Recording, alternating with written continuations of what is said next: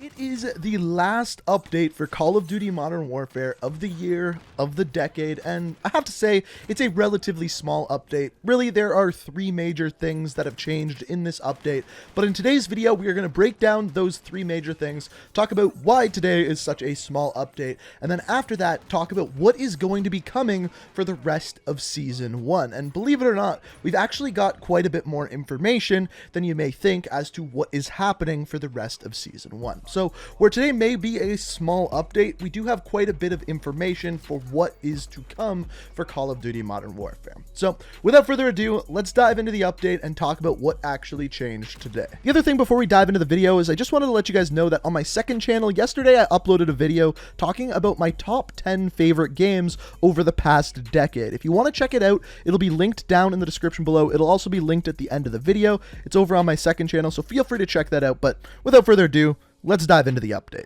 So to start things out, we're going to be looking at the new store items that were added within this update, the first of which is the Deathbringer bundle. And the main theme of this one is just kind of red and black, as you're going to see. The first thing that you get with this one is the Angel of Death operator skin. This is for Charlie, once again going with that red and black camo theme. After this, we have the Death's Voice shotgun. I believe this is for the R90. And the next one we got is the sulfuric handgun. Out of anything in this bundle, this is probably, in my opinion, the best looking thing that you actually get. After this, you get the Time to Kill watch, and then finally the Scythe, which is a different melee weapon. The second bundle that we get is my personal favorite. It's called the Tacticolor, and yeah, I'm not gonna lie, the names of these are a little lame, but in my opinion, they look really damn good. First of all, you get the Butterfly Kisses. This one, in my opinion, looks absolutely awesome. It's not for the best weapon in the world, but man, I think that skin looks really, really good. The second of which is, again, for a handgun, going kind of with the same theme here. And then after this, you get the Over the Rainbow charm and the Visionary sticker. And then finally, the last bundle we got is the Bronze Knight. This one, personally, I like the least out of the three. You get the Relentless SMG, which is for the Bison, of course. After this, you get the Stonecutter, which is an LMG. And then everything else is pretty self-explanatory. This one does come with 2 tier skips, though. Overall, definitely my favorite bundle is the cheapest of the three, which is the Tacticolor. Unfortunately, the guns that this one is for are kind of some of the worst guns in the game, but I will say they do look really cool. So the second big thing that was added today is a new game mode. Now this game mode is called Grind, but you may recognize it from Black Ops 3 and Black Ops 4. In Black Ops 3 it was called Fracture, and in Black Ops 4 it was called Stockpile. Now in this game it has a bit of a twist, so let me explain. So essentially it's a mix between Kill Confirmed and Hardpoint. Basically, you kill people, you get their dog tags, and then you bring them back to the capture zone where then it scores points for your team. I honestly think this is a really good game mode, and it plays fast because even if your enemies are camping, you can actually pick up your own dog tags and score with those. Because of that, it makes it so that you are at a huge disadvantage for camping in this game mode. Now, there are 2 different zones where you're actually able to score your dog tags. After you score a certain amount of score in one zone, it will disappear and you will only be able to score in the second zone. So, the one thing I will say about this game mode is it is one of the best, if not the best game mode in the game to actually level up. You get a ton of XP for simply picking up dog tags, and if you deliver the dog tags, you get even more XP. There's also a little bit of a trick in this game mode. You see, normally when you stand over the zone, you slowly deliver 1 dog tag at a time.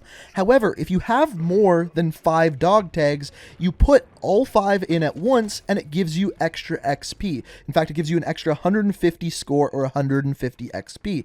On top of that, it gives you 1 kill towards your kill streak. So if you have 15 dog tags, it's going to give you 1,200 XP and 3 kills towards your kill streak. On top of that, if you're a player who struggles to get kill streaks, this is an amazing game mode to play, especially if you use Point Man. As you're going to see on screen here, there's a couple of circumstances where I only get 1 or 2 kills, but because that person who I killed had like 12 dog tags, I actually killed them, picked up all the dog tags, scored them, and immediately had a Harrier. just because I got 2 kills. So I really do recommend using Point Man in this game. It is going to be by far the fastest way to get streaks in this game mode.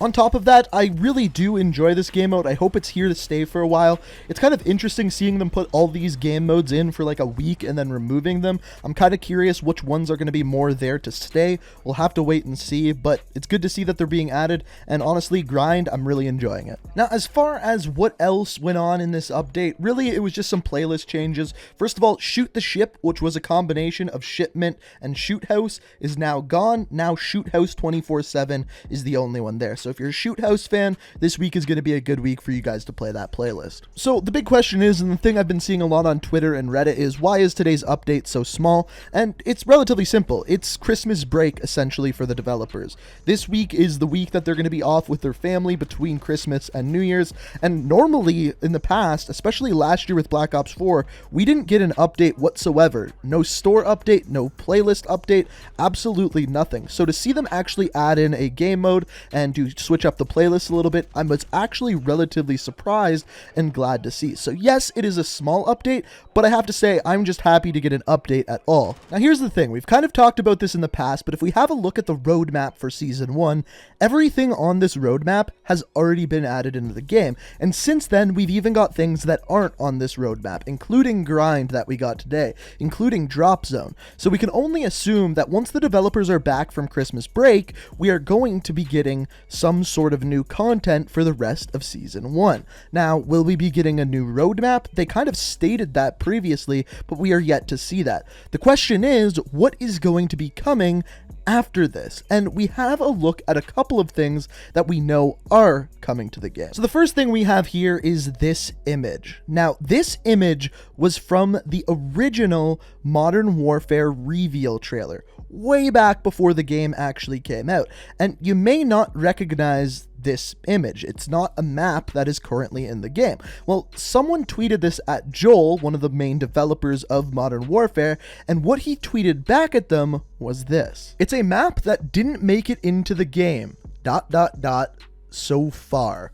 So what we can take away from this is that this is some sort of map that was made before the game came out, but wasn't quite really up to snuff, or they needed to make changes to it, and it should be coming to the game soon, or in maybe the next season, but we do know that it sounds like it is coming to the game.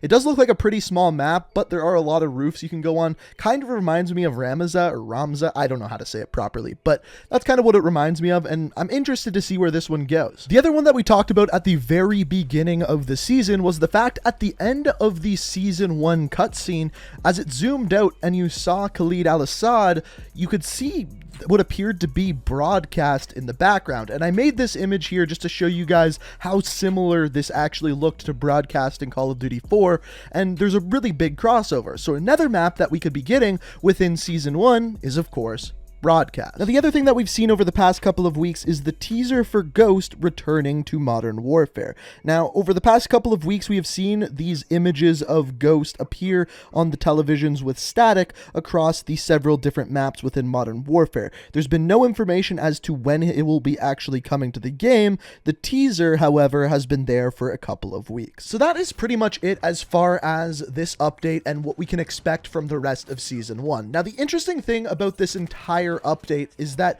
we have over 30 days left for the Season 1 as a whole, and we don't really know anything else that is coming to the game.